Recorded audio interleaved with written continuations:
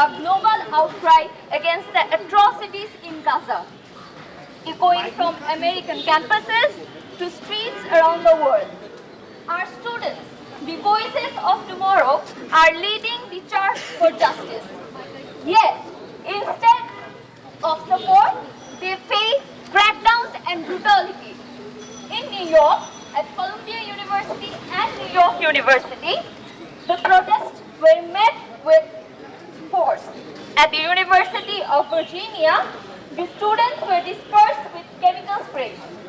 Let us not forget the role US plays in this conflict, providing unwavering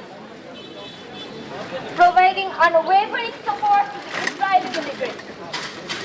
We must not falter in our pursuit of truth and righteousness. We must continue to advocate for the rights for the oppressed, to denounce and to strive for where justice reigns supreme. The world is watching and history will judge us by our response. Let us stand together, shoulder to shoulder, as we champion the causes of peace and equality for all. Let us stand together. Let the world come and see. Palestine will be free. Let the world come and see. Palestine will be free. Let the world come and see. Palestine will be free. Thank you. আসসালামু আলাইকুম সবাইকে। আমরা সবাই ইতিমধ্যে অবগত রয়েছি আমরা আজ সবাই কেন এখানে দাঁড়িয়ে আছি। হ্যাঁ, আমরা আজ দাঁড়িয়েছি শুধু বিজনেস স্টাডিজের শিক্ষার্থী হিসেবেই নয়, বরং ন্যায় বিচার ও মানবতার প্রতি এক ভাগ দায়িত্ব নিয়ে বিশ্ব নাগরিক হিসেবে জড়ো হয়েছি। আমরা ফিলিস্তিনের জনগণের সাথে একাত্মতা প্রকাশ করে এখানে দাঁড়িয়ে আছি, যারা ইসরায়েলের নৃশংস দখলদারিত্ব এবং নিরলস আক্রমণের অধীনে অকল্পনীয় দুর্ভোগ সহ্য করেছে। গাজা এবং ফিলিস্তিন জুড়ে পরিস্থিতি অত্যন্ত ভয়াবহ। পরিবারগুলো ছিন্ন ভিন্ন হয়ে গেছে, ঘরবাড়ি ধ্বংসস্তূপে পরিণত হয়েছে, নিরীহ প্রাণ হারাচ্ছে প্রতিদিন। বিভিন্ন নিউজ পোর্টাল বা ভিডিও চিত্রে আমাদের চোখে সবচেয়ে বেশি যেটি পড়ে সেটি হলো রক্তাক্ত নিথর শিশু, নিষ্পাপ প্রাণ যেন মুহূর্তেই নেই। এটি একটি মানবিক সংকট যা আমাদের মনোযোগ, আমাদের সহানুভূতি এবং আমাদের দৃঢ় পদক্ষেপের দাবি করে। আমরা যা প্রত্যক্ষ করছি তা নিছকই একটি সংঘাত বা কনফ্লিক্ট নয়, বরং ইন্টারন্যাশনালি বা ইন্টেনশনালি হওয়া একটি নিপীড়ন বা বর্বরতা, যা মানুষের মৌলিক মানবাধিকারকে লঙ্ঘন করে এবং আরও স্পেসিফিক করলে প্রকৃতপক্ষে এটি একটি মডার্ন জেনোসাইড। আমরা তো মানবাধিকার সম্পর্কে সবাই জানি, তাই না? খাদ্য, বস্ত্র, শিক্ষা, চিকিৎসা, এগুলোই। যেখানে আমাদের ফিলিস্তিনি জনগণরা কোনো ধরনের খাদ্য নেই, তাদের কাছে বাসস্থান নেই, এয়ার স্ট্রাইকের মাধ্যমে তাদের মাথার ছাদ কেড়ে নেওয়া হচ্ছে, তাদের যে নিরাপদ আবাসস্থান সেটি কেড়ে নেওয়া হচ্ছে, তাদের সন্তান সন্ততি এবং তারা ন্যূনতম চিকিৎসাটুকুও পাচ্ছে না। গাজার জনগণ অবরুদ্ধ একটি উন্মুক্ত কারাগারে যেন আটকা পড়ে আছে। নির্বিচারে বোমা হামলা, এয়ার স্ট্রাইক বা লক্ষ্যবস্তু বিমান হামলা এবং অবরোধের মুখোমুখি হয়, যা যেখানকার তাদের জীবনকে শ্বাসরুদ্ধ করে তুলেছে। বাসস্থান নিশ্চিহ্ন ও ধ্বংসস্তূপে পরিণত, বেঁচে থাকার জন্য নেই কোনো খাবার। অন্তঃসত্ত্বা মা জন্ম দিচ্ছেন কঙ্কালসার শিশু, যাদের ভাগ্যে বেঁচে থাকার জন্য ন্যূনতম মাতৃদুগ্ধ পর্যন্ত জুটছে না। খেজুর ভেজানো পানি খাইয়ে মা সন্তানকে বাঁচানোর অদম্য চেষ্টা চালিয়ে যাচ্ছে। কিন্তু এই অন্ধকারের মধ্যে রয়েছে আশার ঝলক। ফিলিস্তিনি জনগণের অটল মনোবল এবং অবিচল সাহস। অকল্পনীয় কষ্টের সম্মুখীন হওয়া সত্ত্বেও তাদের অধিকার আদায়ের জন্য তারা চালিয়ে যাচ্ছে সংগ্রাম। প্রতিনিয়ত স্বপ্ন দেখছে সুস্থ সুন্দর ভবিষ্যতের, যেখানে তারা তাদের আপন ভূমিতে মর্যাদার সাথে ও স্বাধীনভাবে বসবাস করতে পারে। আজ আমরা স্বাধীন সার্বভৌম বাংলাদেশের রাষ্ট্রের নাগরিক, কিন্তু আমরা জানি আমাদের পূর্বপুরুষরা এই স্বাধীনতার জন্য কত ত্যাগ স্বীকার করেছিলেন। 25শে মার্চ গণহত্যা বা সেই মুক্তিযুদ্ধের সময়টার কথা যখন আমরা মনে করি বা শুনি বা আমরা বিভিন্ন ভিডিও চিত্রের মাধ্যমেও যখন দেখি, আমাদের ভিতরে আজও এর ভয়াবহতা, এর বেদনা কাজ করে। ফিলিস্তিনি জনগণরাও এর থেকেও শত গুণ বেশি যন্ত্রণা ভোগ করে যাচ্ছে, যা কখনোই তাদের ভোগ করার কথা ছিল না। আর আমরাও এ ধরনের অন্যায় সম্পর্কে জেনে নীরব থাকাটা সহ্য করতে পারি না। নিপীড়নের বিরুদ্ধে কথা বলা, যাদেরকে নিরূপ করা হয়েছে তাদের জন্য আজ আমাদের এই আওয়াজ তোলা। যাদের উপর জুলুম করা হচ্ছে তাদের পক্ষে কথা বলা আজ আমাদের নৈতিক দায়িত্বে পরিণত হয়েছে। আজ যখন আমরা এখানে দাঁড়িয়ে আছি, আসুন ন্যায় বিচার, মানবাধিকার এবং সকলের জন্য সমতা ও স্বাধীনতার নীতির প্রতি আমাদের অঙ্গীকার পুনর্ব্যক্ত করি।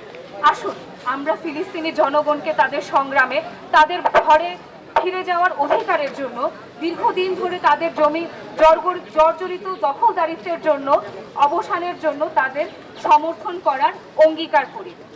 আমরা অবশ্যই আমাদের সরকার, আমাদের প্রতিষ্ঠান এবং আমাদের সহনাগরিকদের গাজা এবং ফিলিস্তিন জুড়ে সংগঠিত নৃশংসতার বিরুদ্ধে অবস্থান নেবার আহ্বান জানাই। আমাদের অবিলম্বে সহিংসতার অবসান এবং অবরোধ তুলে দেওয়ার জন্য এবং মানবতা বিরোধী অপরাধের জন্য দায়ীদের জবাবদিহির জন্য আহ্বান জানাচ্ছি। এই আশা নিয়ে আমি মাফরুহা, ঢাকা বিশ্ববিদ্যালয়ের একজন সাধারণ শিক্ষার্থী, আমার বক্তব্য এই আশা নিয়ে শেষ করছি। আমাদের জীবন দশায় একদিন নিশ্চয়ই এই জালিমদের জুলুম থেকে ফিলিস্তিন মুক্ত হবে, ইনশাআল্লাহ। নারী ও শিশু, এছাড়াও তারা 1 লাখের উপর মানুষের আস্থাবল বিতাড়িত করেছে। এছাড়াও আপনারা জানেন যে তারা আবাসিক এলাকা থেকে শুরু করে বিদ্যালয়, হাসপাতাল, এমনকি রিফিউজি ক্যাম্পে হামলা চালিয়েছে। Fellow students, the cruelty of Zionist forces know no bounds. খাবার পানি, জ্বালানি, এমনকি মেডিসিন পর্যন্ত এই দখলের এগিয়ে গাজায় প্রবেশ করতে দেয়নি। স্পষ্টতাই বোঝা যায় গাজায় মুসলিম জনগোষ্ঠীর নির্মূলতাই এই সেকুলারিটির আসল উদ্দেশ্য। উই নো এই ইসরায়েলি নামক সংস্থা কোনো সাময়িক রাষ্ট্র নয়, just another cheap project, just another cheap political project that culminates under real aims behind the Zionists.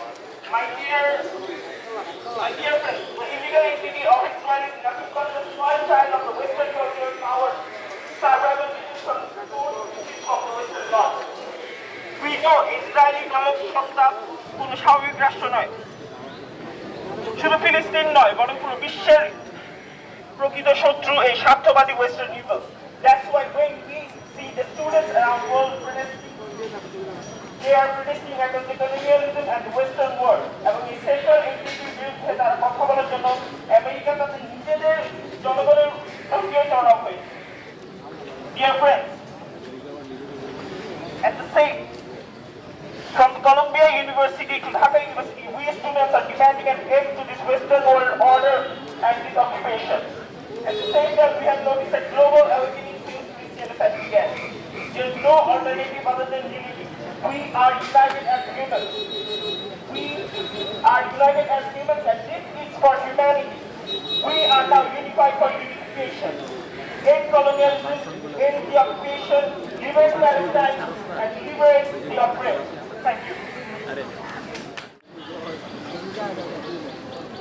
Even in this time of despair and hopelessness, hope. We see hope among the people who strongly stand for justice. Justice will only prevail when the people demand for it with a sincere heart. We know the history of how Salahuddin stood for justice and liberated Palestine. He did so with the sole belief to ensure justice and liberation from the brutal occupiers. And we see hope that one day Palestine will be liberated because people who are responsible and sincere are waking up. They are realizing that now it's not the time for silence and nonchalance. The solution lies in ideological action. For that, we should all wake up and help others to do the same. If the same people with their senses of responsibility, sincerity, and truthful courage wake up and start taking the necessary actions, we believe Palestine will surely be free one day. It's from the bottom of our hearts and the deepest of our core that we ask you all to wake up. Thank you very much.